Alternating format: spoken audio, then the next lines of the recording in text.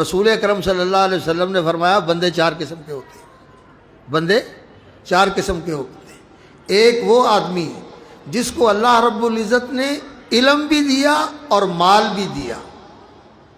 علم بھی دیا اور مال بھی دیا، اور وہ اس مال کو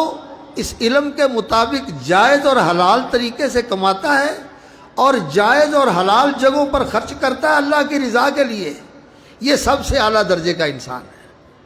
یہ سب سے اعلیٰ درجے کا انسان ہے جو دین کے مطابق علم حاصل کرتا ہے اور پھر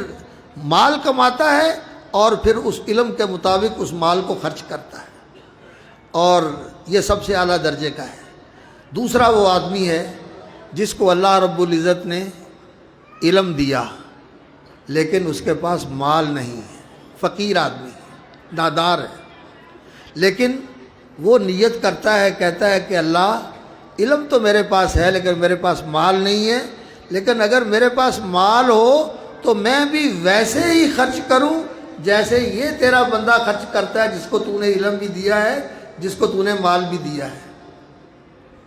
تو رسول اکرم صلی اللہ علیہ وسلم نے فرمایا اللہ رب العزت اس کی نیت کی وجہ سے خرچ کیے بغیر اللہ تعالیٰ اس کو اس کے برابر درجہ دے دیتا ہے۔